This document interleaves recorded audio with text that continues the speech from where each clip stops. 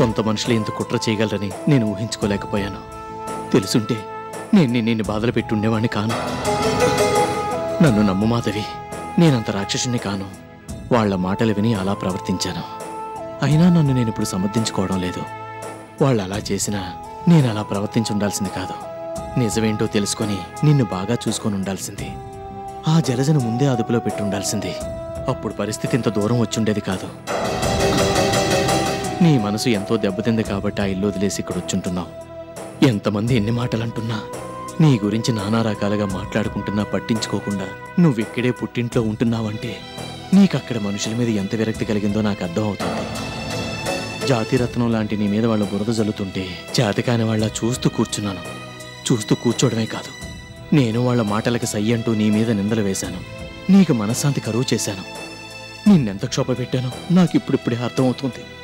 నా మీద నాకే చాలా అసహ్యం వేస్తుంది. చేసిన తప్పుని ఎలా సర్దిద్దుకోవాలో నాకు అర్థం కావడం లేదు. జరిగిందంతా మర్చిపో మాధవి, ప్లీజ్. నేను చాలా అన్యాయంగా ప్రవర్తించాను, నాకు తెలుసు. కానీ నువ్వో దేవతవి, నీది గొప్ప మనసు. ఆ గొప్ప మనసుతో జరిగిందంతా మర్చిపో. మనం ఆ ఇంట్లో ఉండొద్దు. నువ్వు చెప్పినట్టు ఆ రాక్షసుల మధ్య మనం బతకలేము. మనం వేరే ఇల్లు తీసుకొని ఉందాం. ప్లీజ్ మాధవి, నా తప్పును క్షమించు. నేను అమాయకుని గాని రాక్షసుని కాదు. తెలియక తప్పు చేశాను, అది పెద్ద తప్పే. కానీ తెలియక చేశాను కాబట్టి దయతో క్షమించు. ఇంతకన్నా నేనేం చెప్పలేను. నీకన్నీ తెలుసు, నువ్వన్నీ అర్థం చేసుకోగలవు.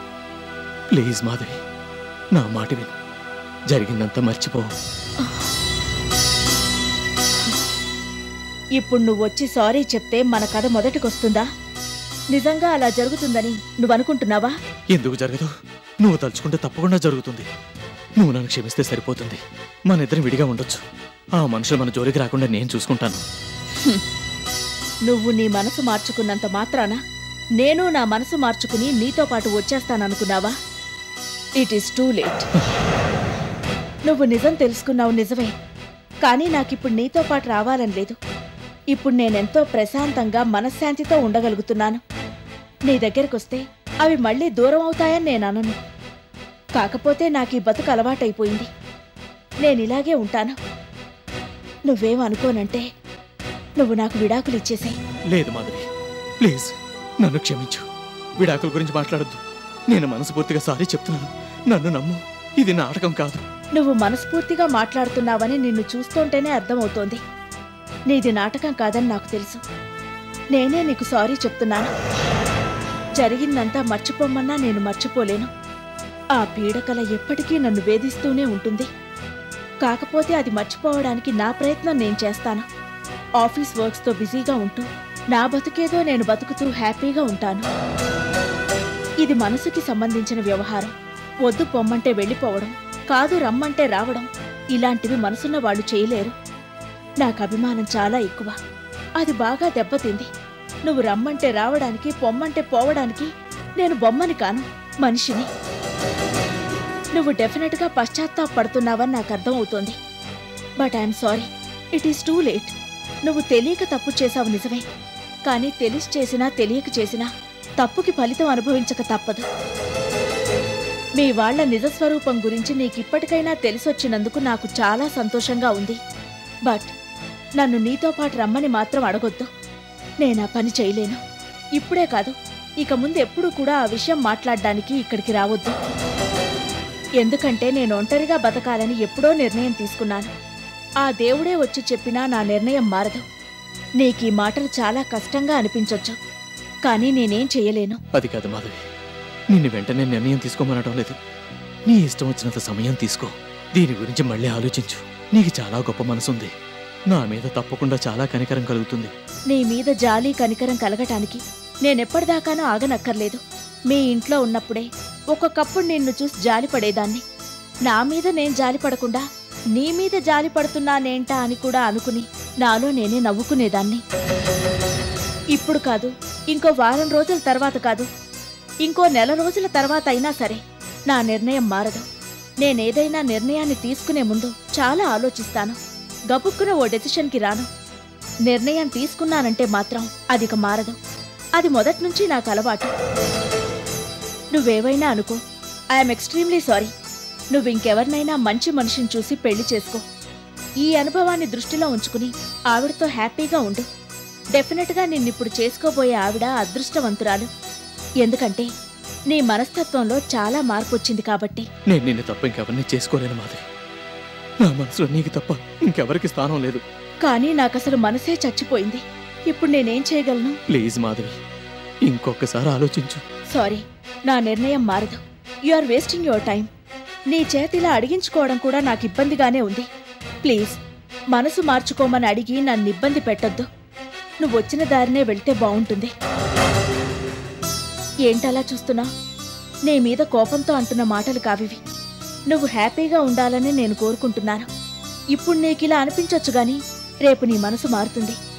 నీకు నచ్చిన అమ్మాయిని ఎవరినైనా చూసి మళ్ళీ పెళ్లి చేసుకో. మనిద్దరం విడాకులు తీసుకుందాం.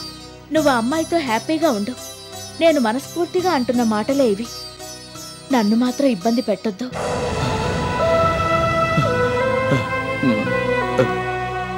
మా అమ్మ పక్క గదిలో నిద్రపోతోంది. ఆవిడకు ఆరోగ్యం బావుండదని నీకూ తెలుసు. నువ్విక్కడికి వచ్చి వెళ్ళావని తెలిస్తే ఆవిడ అనవసరంగా ఎక్సైట్ అవుతుంది. నాతో ఆర్గ్యుమెంట్కి దిగుతుంది. ప్లీజ్ దయచేసి నువ్వు వెంటనే ఇక్కడి నుంచి వెళ్ళిపో. I wish you all the best.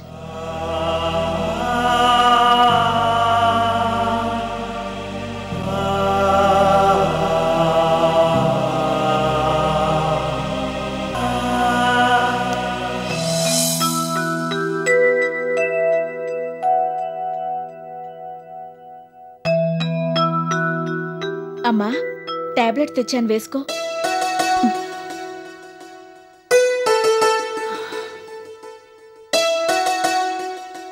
Time ఎంతయింది? 3 గంటలవుతోంది. ఇప్పటికే చాలా లేట్ అయింది. ఈ మందు వేసుకో.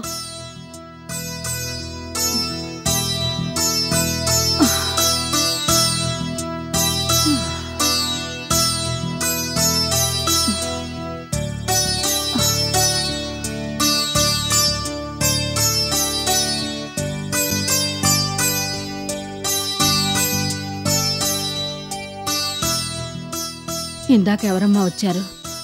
నాకు మాటలు వినిపించాయి. ఏంటలా ఇబ్బంది పడుతున్నావు? వచ్చిందెవరు? సూర్య మాటలాగా అనిపించాయే. లేదు లేదు, సూర్య ఎక్కడికిందుకు వస్తాడు? మా ఆఫీస్ నుంచి ఏదో పని మీద ఎవరో వచ్చారు. వాళ్లతో మాట్లాడి పంపించేశాను, అంతే. అవునా? అచ్చం సూర్య గొంతులాగే వినిపించింది. ఆ వచ్చిన మనిషి గొంతు కూడా కొంచెం సూర్య గొంతులాగానే ఉంటుందిలే.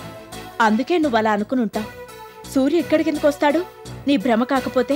నువ్వు నాకు నిజమే చెప్తున్నావా? పోనీ అబద్ధం చెప్తున్నాను, సరేనా? నిన్ను మోసం చేస్తున్నాను, ఓకేనా? నా మాటల మీద నమ్మకం లేకపోతే ఎలాగూ? ఏదన్నా అడిగితే ఇలా చిరాకు పడతావు.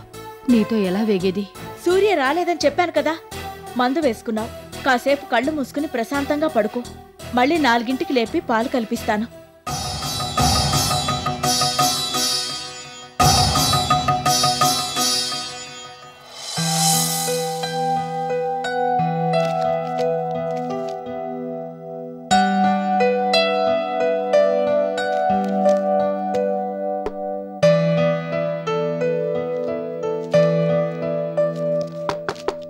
Sir, may I come in? Yes, come in.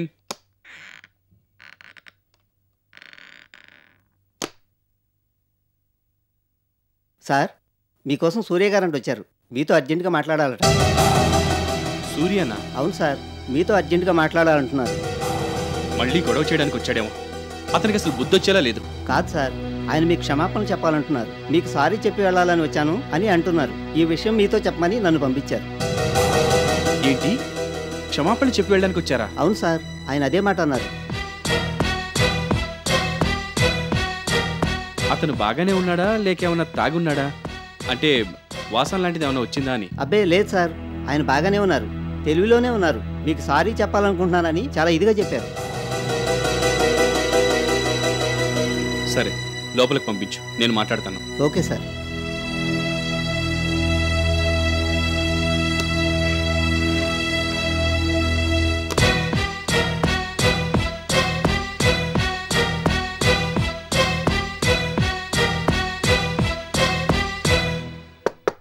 లోపలికి రావచ్చా అండి? Yes, come in.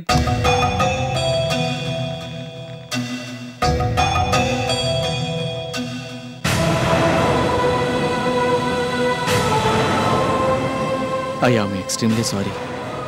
పశువులాగా ప్రవర్తించాను, నన్ను క్షమించండి.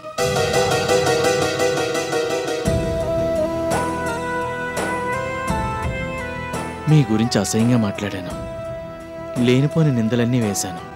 అవన్నీ తలుచుకుంటుంటే నాకిప్పుడు చాలా సిగ్గుగా ఉంది. I am extremely sorry sir. పెద్ద మనుషులని మీ పైన బురద జల్లాను, చెప్పుడు మాటలకు లోనై నా నోటుకొచ్చినట్టల్లా వాగాను.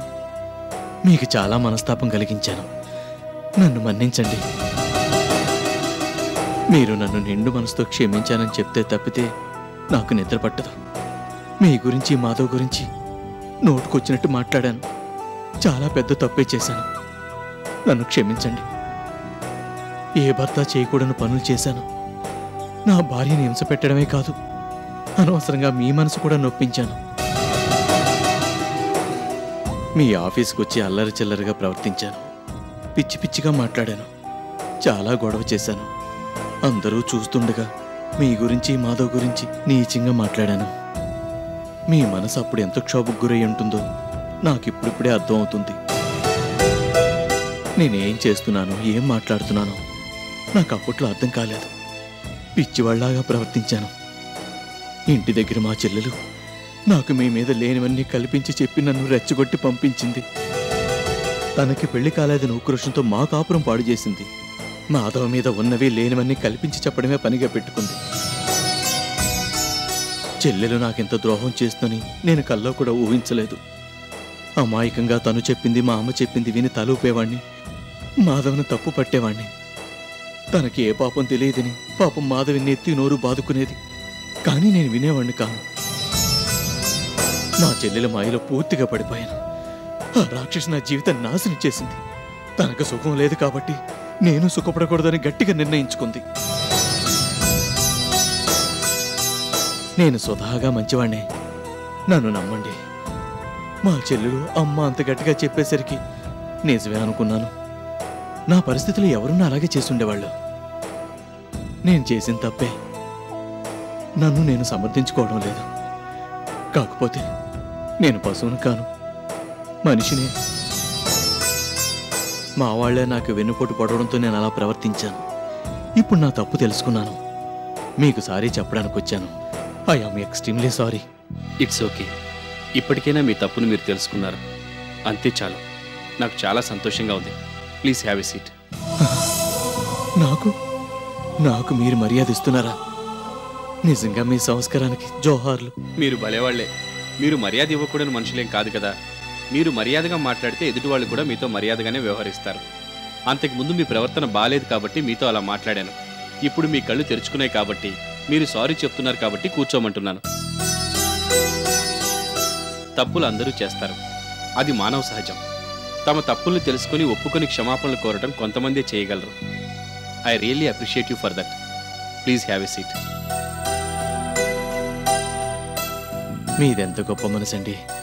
మీలాంటి వాళ్ళ మీద నేను అలాంటి నిందలు వేశాను. సరే, అయిపోయిందేదో అయిపోయింది. పదే పదే జరిగింది తలుచుకొని బాధపడటం దేనికి? ఏం తీసుకుంటారు? కూల్ డ్రింక్ తెప్పించినా? ఏం వద్దండి, మీ మాటలు వింటుంటేనే కడుపు నిండిపోయింది. నా మనసు ఆనందంతో పొంగిపోతుంది. మీరింత పెద్ద మనసుతో వెంటనే క్షమిస్తారని అనుకోలేదు. నాతో ఇలా మాట్లాడతారని, నాకింత మర్యాద ఇస్తారని నేను ఊహించలేదు. సర్లేండి. ఇంతకీ మీరు మాధవ్కి సారీ చెప్పారా? చెప్పాను. మీతో మాట్లాడినట్టే తనతో కూడా మాట్లాడాను. విషయం అంతా చెప్పి కొత్త జీవితం ప్రారంభిద్దామన్నాను. కానీ ఏంటి ఆగిపోయారు? కానీ మాధవ్ మనసు మారలేదు. తను ఒంటరిగానే బతకాలనుకుంటుంది. నన్ను వేరే పెళ్లి చేసుకోమని చెప్పింది. నా మనసులో తనకు తప్ప ఇంకెవరికి స్థానం లేదు. తనకెలా నచ్చ చెప్పాలో అర్థం కావడం లేదు. కొన్నాళ్ళు పోతే తన మనసు మారుతుందేమో. మీకు తెలుసు కదా, తను చాలా మనస్తాపానికి గురైంది. అంత తేలిగ్గా జరిగినే మర్చిపోలేదు కదా. Time will heal everything. నేను అదే ఆశపడుతున్నాను. కొంతకాలం పోతే తన మనసు మార్చుకుంటుందని నేను అనుకుంటున్నాను. తన మనసు మారేదాకా తన కోసం నేను ఎదురు చూస్తూ ఉండిపోతాను. మేమిద్దరం విడిగా ఉంటాం. మా వాళ్ళని నేను మళ్ళీ మా దగ్గరికి రానివ్వను. ఇప్పటికైనా మీరు మంచి నిర్ణయం తీసుకున్నారు. I'm sure you will be happy now. చెప్పండి, ఏం తెప్పించమంటారు? ఏం వద్దండి, మీరు నన్ను నిండు మనసుతో క్షమించారు, నాకంతే చాలు. మొన్న మాధవ్ మాటలకి నేను చాలా నిరాశ నిస్పృహలకు గురయ్యాను. ఇప్పుడు మీ మాటలు విన్నాక పోయిన ప్రాణం తిరిగి వచ్చినట్టయింది. చాలా ఆనందంగా ఉంది. మిమ్మల్ని కలిసి మీకు సారీ చెప్పాలనుకున్నాను. మీకు చాలా పనులుంటాయి. నేను ఇక బయలుదేరుతాను. Wish you all the best. మీ కొత్త జీవితం ఆనందమయంగా ఉండాలని మనస్ఫూర్తిగా కోరుకుంటున్నాను. నేను మీ వెల్ విషర్ అని గుర్తుపెట్టుకోండి.